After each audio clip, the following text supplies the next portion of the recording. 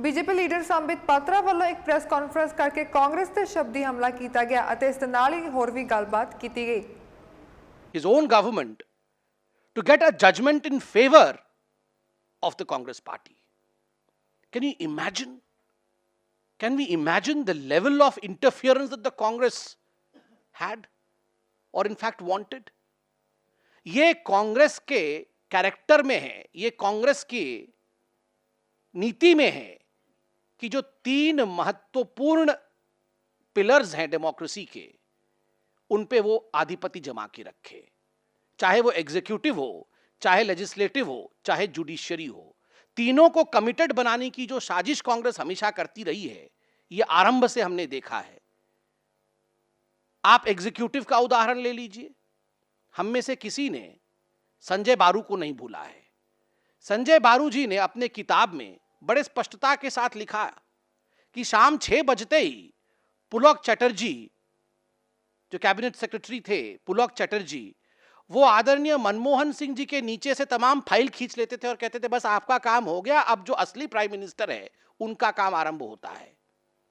अब 10 जनपद ये फाइल जाएंगी, शाम होते ही सारी फाइल लेके पुलक चटर्जी 10 जनपद चले जाते थे। ये मैं नहीं कह रहा हूं, ये बीजेपी नहीं कह रही है, ये संजय बारू जो कि मुख्य मीडिया एडवाइजर थे मनमोहन जी के, वो खुद कह रहे हैं, क्योंकि वो उनके साथी थे, उन्होंने सब कुछ देखा है।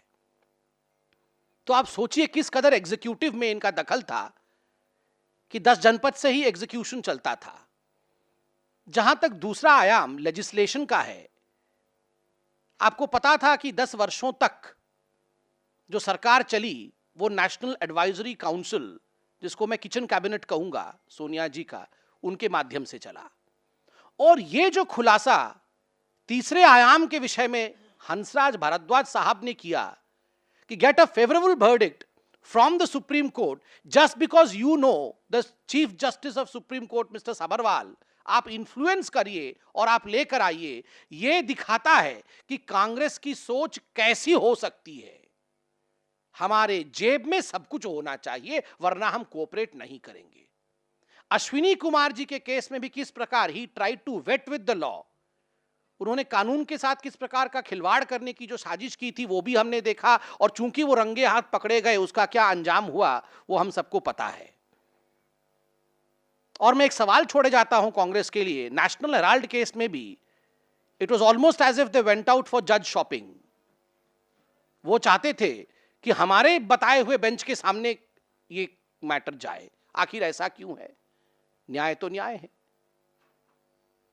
आज राहुल गांधी जी से हम ये सवाल पूछते हैं, जब startup India, stand up India जैसे राष्ट्र के इतने बड़े प्रोग्राम्स खड़े हो रहे होते हैं, उससे पहले आप उनको गिराने का भरसक प्रयास करते हो, ये कहते हुए कि हिंदुस्तान में एक असहनशील वातावरण है।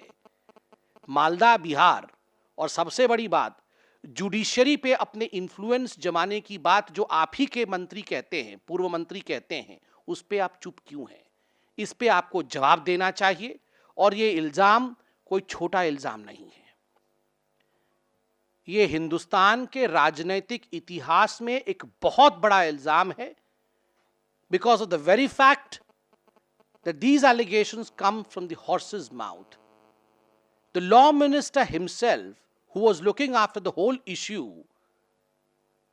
has confronted the Congress with certain facts and with certain truths. The Congress, rather than being silent on this issue, should be tolerant enough to their own people and should give reply to the people of India. Thank you. Any questions?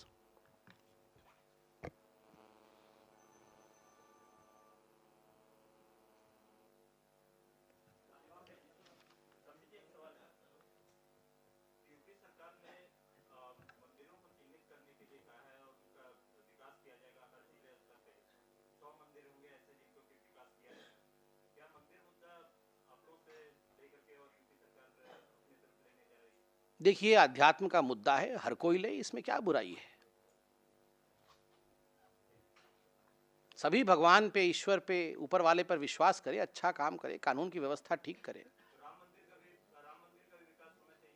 देखिए, सबका विकास होना, सबका साथ सबका विकास।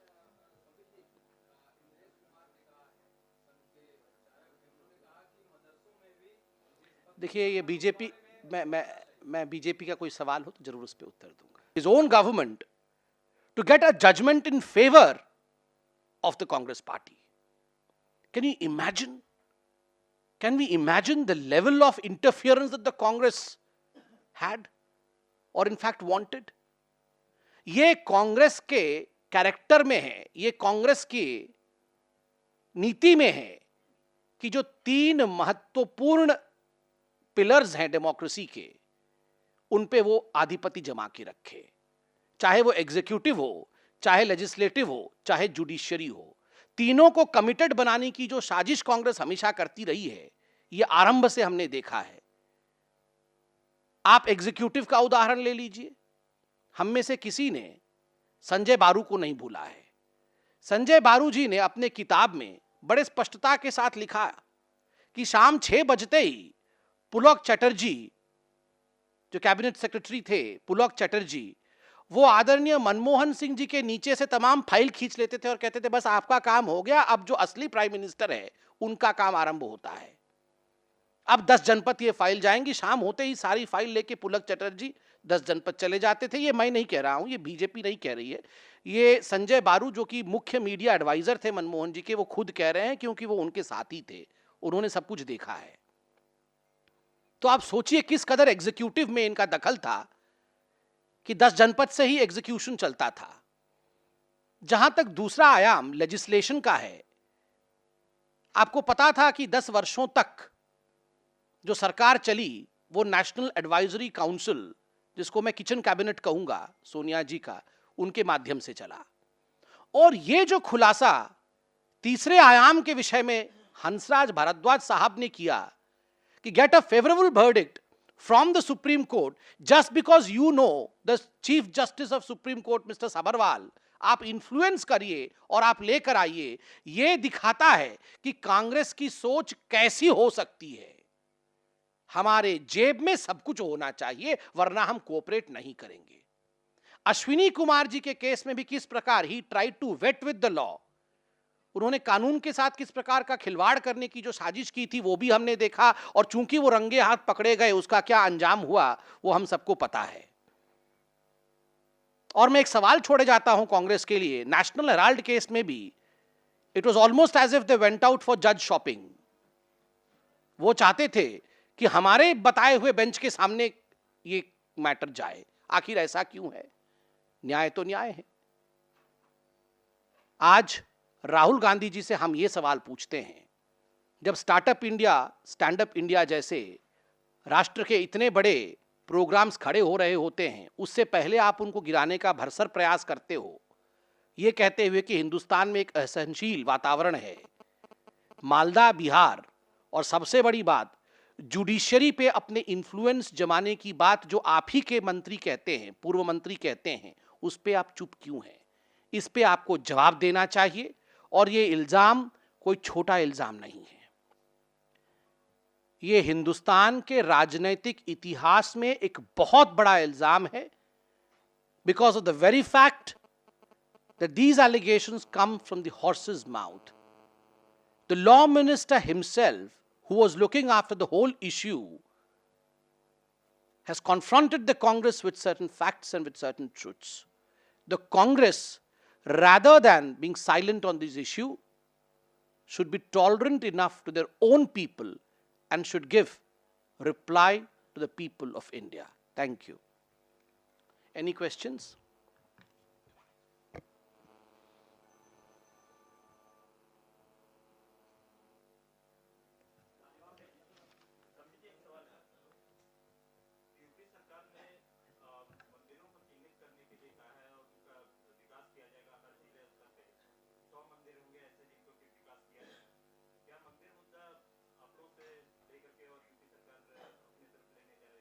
देखिए, अध्यात्म का मुद्दा है, हर कोई ले, इसमें क्या बुराई है? सभी भगवान पे, ईश्वर पे, ऊपर वाले पर विश्वास करे, अच्छा काम करे, कानून की व्यवस्था ठीक करे. देखिए, सबका विकास होना, सबका साथ, सबका विकास.